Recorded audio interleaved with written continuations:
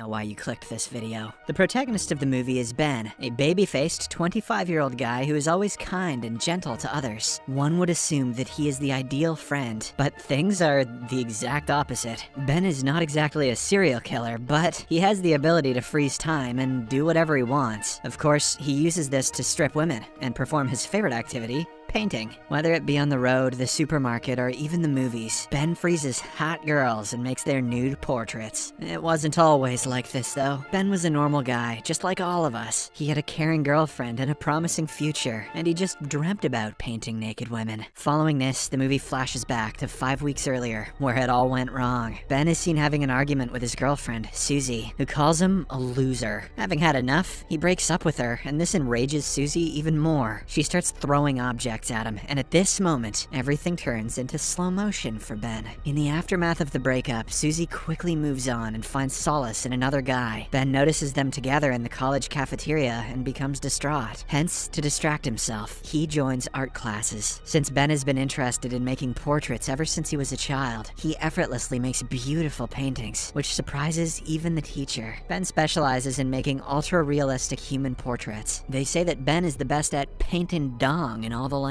However, at night, things become extremely tough for him. Ben cannot seem to get over his breakup, as every time he closes his eyes, he sees Suzy. Days pass, and he eventually becomes an insomniac. Now, Ben cannot fall asleep for even an hour. The memories of his ex-girlfriend are slowly turning him into a depressed maniac. Overwhelmed by regret and suffering, Ben finally gives Suzy a call and pleads with her to come back. He also apologizes for turning their relationship into a mess, promising to never do it again. But despite Ben stooping so low for her, Suzy refuses his request and hangs up the call. This sends Ben spiraling into an even deeper abyss of despair. If only he could just freeze time and look at boobs. Over the course of the next few days, he tries his best to pass the time. Ben reads books, watches movies, and even goes on solo trips to other cities. However, when night falls, the insomnia kicks in, making it harder for him to concentrate on anything else. So, he starts going on random tours in the dark as well. One night, he heads to a local supermarket, where he notices a job vacancy announcement for a night shift guy. Ben thinks that this is the perfect opportunity to pass the time and earn some money, so he immediately applies for the job. The following day, he scores an interview with the manager, Jenkins, and eventually lands the job. Ben is finally happy after a long time, and he has a gut feeling that his life is about to change. As Ben becomes accustomed to his new job, he notes how each of his coworkers handles the art of passing the time differently. The cashier, Sharon, has the most unique style. She makes sure to always hide the clock with various objects. She believes that the time will pass slowly if she looks at it. Then there's a mischievous guy called Barry Brickman, who is never serious at work. Along with his equally cunning friend Matt Stevens, he plays different pranks on the female customers, like slipping an adult toy in their bags. Nothing passes the time like going to jail. Some of the customers are perplexed when they find it, however, some of them decide to keep it.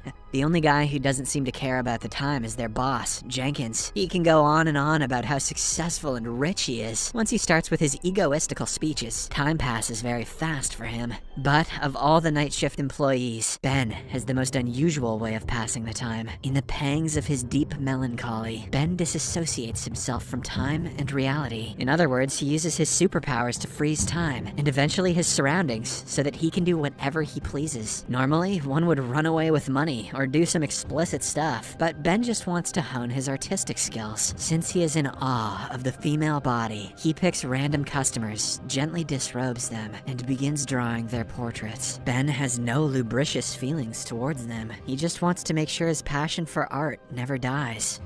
Sure, Ben.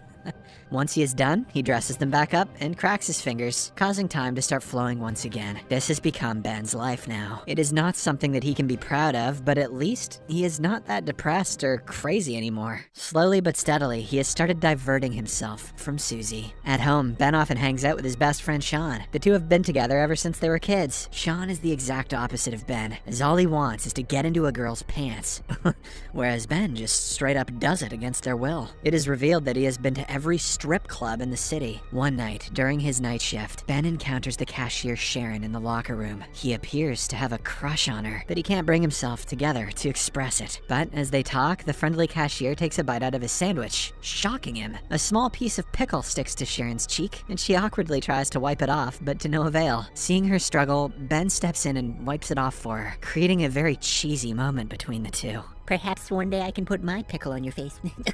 That's not what it came out wrong. After a while, Sharon decides to leave and heads towards the door. Ben wants to freeze the moment and live in it for a week, but by the time he comes to his senses, Sharon is already gone. After a while, as he is going about his work, Matt suddenly pops up from one of the stalls and reveals that he is going to the movies with Sharon. This devastates Ben, and he wonders why he is so unlucky. He then recalls his school days where he fell in love for the first time. She was the smartest girl in the class, whom everyone used to like. One day, she got into an accident and sprained her arm, because of which she had to wear a heavy cast. Every day, her classmates used to write encouraging stuff on it to make her feel better. Ben also wanted to write something, but he was too nervous to even get near her. Unfortunately, his reluctance cost him the opportunity, as a few days later, the girl removed her cast. Everyone was happy to see her all recovered, but when they noticed that she had grown some hair on that arm, they started making fun of her. The girl eventually starts crying, and this is when Ben decides to swoop in. He takes her to a corner and consoles her, saying he will be there with her no matter what. Soon the two become good friends and eventually lovers. One day, the girl suddenly approaches Ben and inquires if he wants to kiss her. Without thinking twice, he says yes, and the two agree to meet at their favorite spot on the weekend. Ben is elated that he is going to kiss a girl for the first time. He loses his sleep for the next few days, and when the weekend finally comes, he arrives at the spot early. He waits for the entire day, but the girl doesn't arrive, breaking his heart. The following day at school, Ben finally learns that the girl has been relocated to another city with her parents. This is the first time he felt helpless and depressed. Back in the present, Jenkins gathers all his employees and tells them that they are going to play a friendly football match with his friends. Ben and the others don't want to play, but they have no other choice. During the match, the supermarket team loses heavily, as it is clear that none of them knows how to play. The opposition team ramps up the score with goal after goal, making it 26-0. When Ben has had enough, he freezes the time and heads to the locker room to relax. Suddenly, a guy unfreezes himself and runs out. This reveals that Ben is not the only person who has acquired this ability. After a while, he heads out and snaps his fingers, allowing time to revert back to its original form. In the heat of the moment, Matt kicks the ball so aimlessly that it ends up hitting Jenkins in the face. He is immediately rushed to the hospital, and all the other teammates go home, leaving Ben and Sharon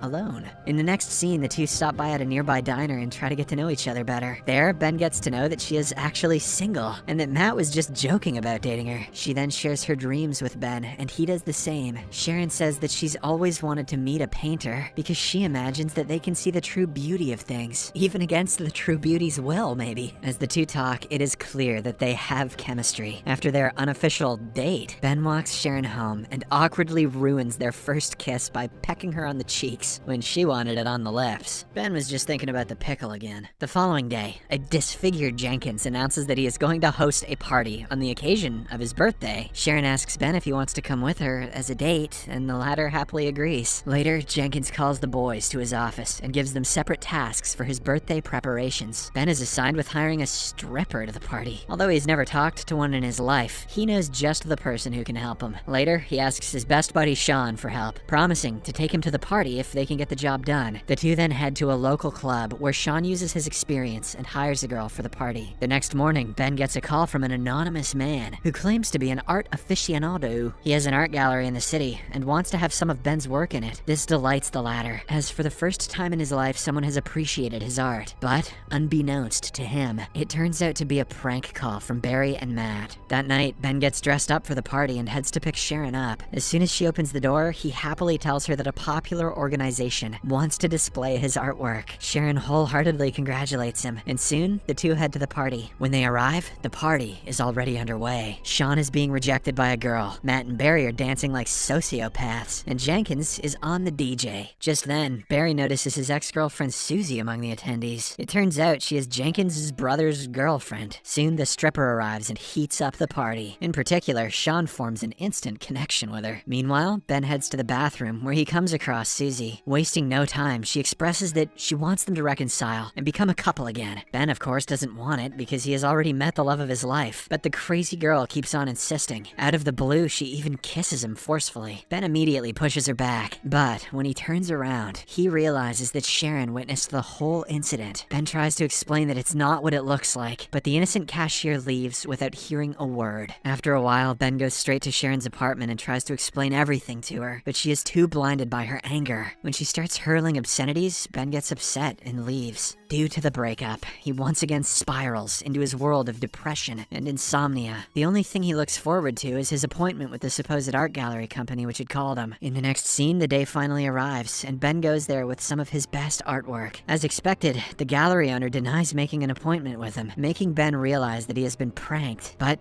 just as he is about to leave, the owner notices some of his sketches of Sharon and asks to have a look. Unsurprisingly, he likes them, and Ben is offered a night to display his work in the gallery. A few days later, Sharon receives an official invitation to Ben's art display. Although she is angry with him, she still decides to visit the gallery. When Sharon arrives there, she is taken aback to see that the artwork there is about her. It turns out Ben stopped making portraits of other women, and he used all of his time on Sharon. She was the love of his life, and he could not stare at any other woman other than her. But how does he know exactly what my nipples are shaped like? Meanwhile, Sharon and Ben finally meet. The latter tries to explain what happened on the party night, but Sharon says that he doesn't have to. She has now realized how much he loves her just by looking at his paintings. With this, the two get closer and share a romantic kiss right in the middle of the art gallery room. In the final scene, Ben uses his powers and freezes everything. However, this time, even Sharon can move in the frozen world. The two then go out into the snow, where millions of snowflakes are suspended in the air. At last, the lovebirds kiss once more, hence ending the movie on a happy note.